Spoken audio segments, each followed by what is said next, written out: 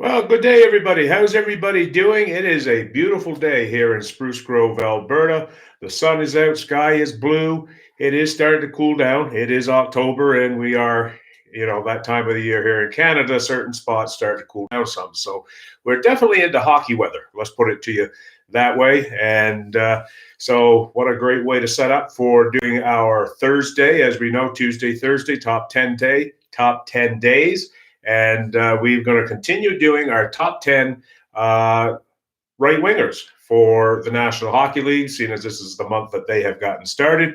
And we're using the whole month to do things for the NHL. So, right wingers today. My apologies for not being a little more in depth in terms of some, like I had been doing with, where they ranked all time scoring amongst their wing awards and stuff. I was 2 to 10:30 this morning at work. Bit of a different weird shift. Got to do that for the next 4 days because of the holidays. It's holiday coming up, and so Duke's a little bit getting a little groggy. So got to soon hit the hay to get some sleep in before catching our show, which we're going to be doing tonight at 5 o'clock Mountain Time. Sunday Night Sports guys are going to try it again, see if we've corrected the tech issue that we had with our eCam software that helps us to put the show on YouTube. So anyway, let's get right into this edition of the top 10. And so I had my numbers all drawn out. But the wingers, right wingers, were a lot more to choose from. The left wing position, I'll tell you, it's not like all time. It's not really that deep. I was very surprised when I was researching that, the lack of quality, all-time great right wingers, 9 and 10. And so I will have to try to do a little more research on the right wing thing to find out, because as we know, I think we said there was like 13 or 16 left wingers all time who had only amassed 1,000 points or more.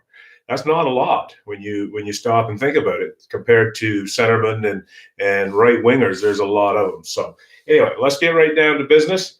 And for me, at number 10, I am going to start with Rick Nash. Rick Nash, Columbus Blue Jackets, New York Rangers, even was with the Boston Bruins, trying to get a cup with them here a few years ago. Things just didn't work out. Rick Nash, very famous for his time on Team Canada, in that very dominant force, quality guy that we had, good Canadian hockey player. And so where I was looking everything over, you know what, Rick Nash definitely is a guy that had a career and somebody that I remembered quite well. Number 9 is a bit of a smaller guy, more of a skilled type guy, is Martin St. Louis. Martin St. Louis, Stanley Cup champion with the Tampa Bay Lightning, obviously, played with the Rangers. I can't remember who else. Like I said, I didn't get a chance to do a whole lot of research. But St. Louis, he's had quite a career. Smaller guy compared to a lot of other people. Kind of really started fitting in when the NHL started, clamping down on a lot of the clutching and grabbing, fighting, the rough stuff, things like that. Guys like Martin St. Louis kind of were able to flourish. Much like, Brad Marchand, now smaller guy, has put himself together a pretty good career offensively once he got, stays away from that stupidity and nonsense that he likes to turn to every once in a while. The game has changed. And so guys like St. Louis have been able to, carve out a niche into the NHL. And he definitely was a guy that's done it. He's played on Team Canada as well at the Olympics. And as we said, a Stanley Cup champion.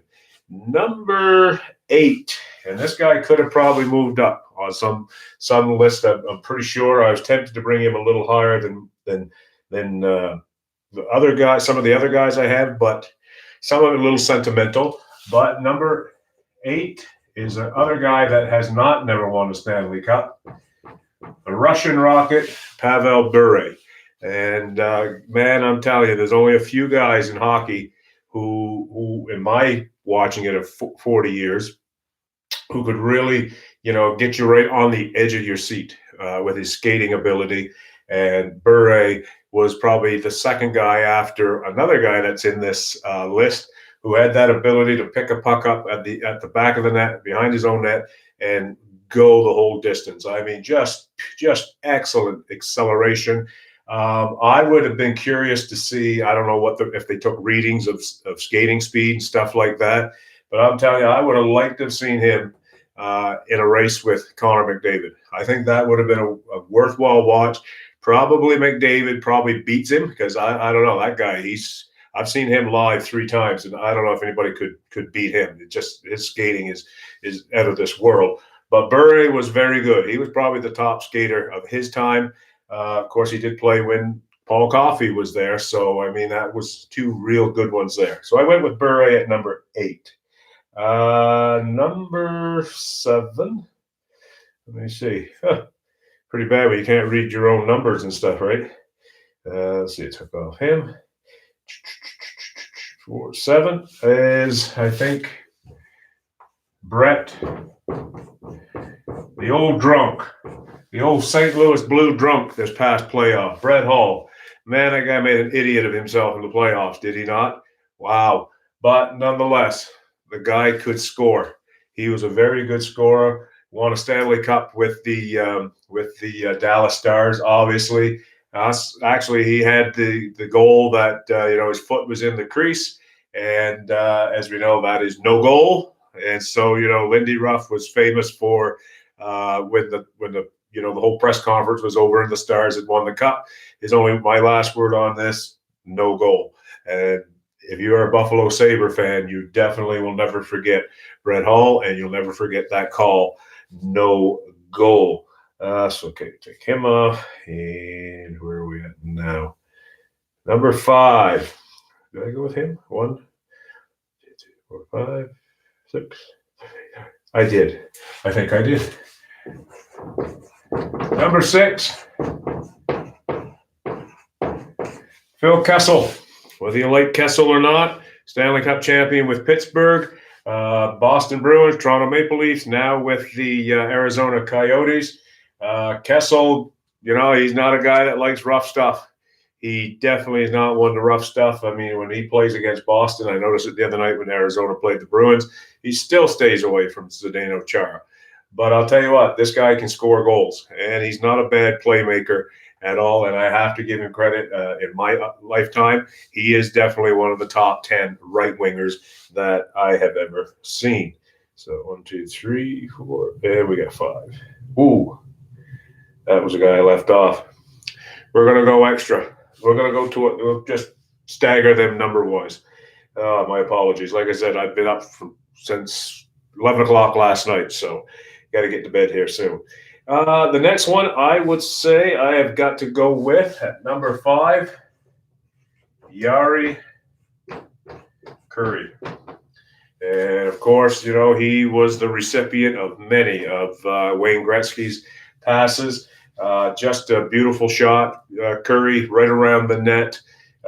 When he was in the slot area, as good as it gets. And reminded me a lot of another guy who was on the scene about the same time he was, but his career was starting to fall down just a little bit.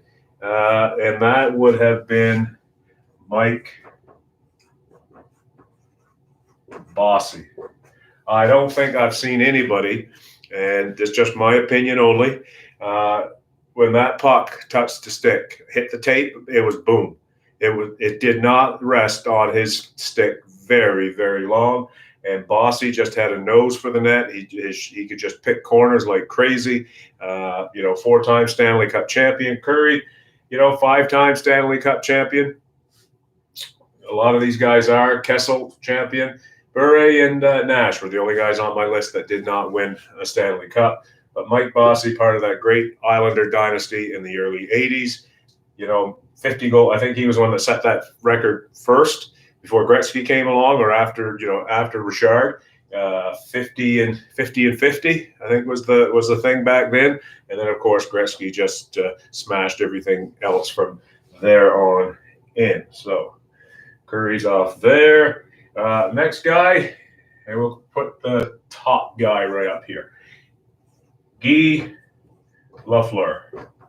And I'll tell you, there's only three things I would have ever spent $1,000 for a ticket to go watch, and he was one of them.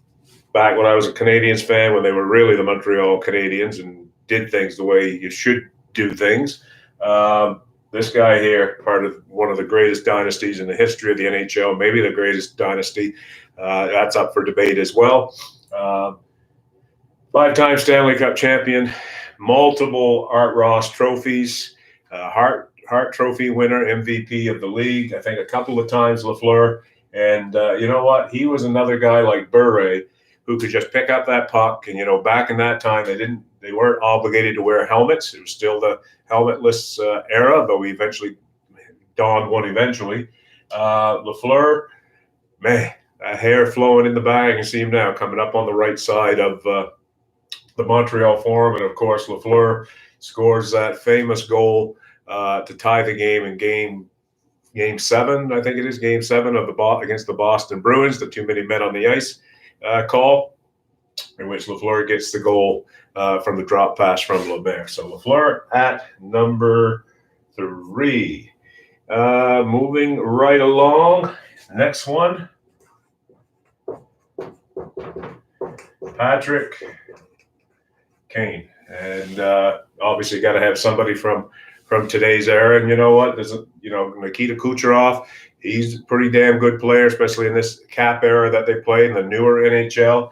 But he's still got to put a bit more time together and show that he's going to be consistent in doing that long term. But Patrick Kane has done it.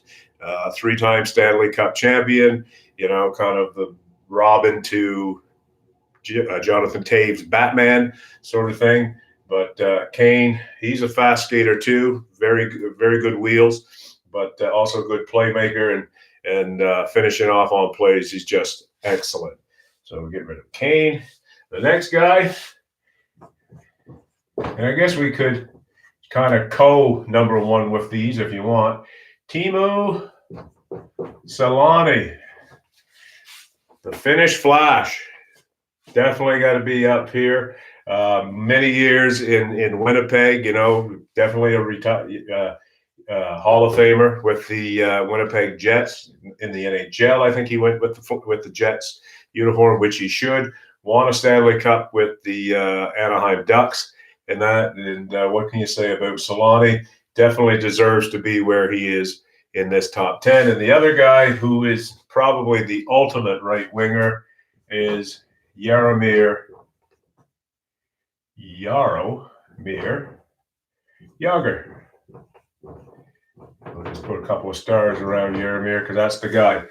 Jaromir Jagr, the ageless wonder, the Tom Brady of the National Hockey League. Man, wouldn't surprise me he could have played this year. He looked after himself so well. But, of course, he left the NHL for a couple of years, I think it was, wasn't it? Played over in the KHL. He tried his hand there. And so that cost him a couple of years that he could have been adding totals to his numbers and stuff.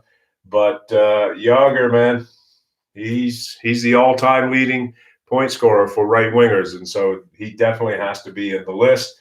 And I would dare say that, the case is made. How many more of these guys could you really, have better than him, right, overall and stuff? Of course, the longevity is a huge thing in the numbers that he has and whatnot. So anyway, guys, that is my top 10 for today of the NHL right wingers.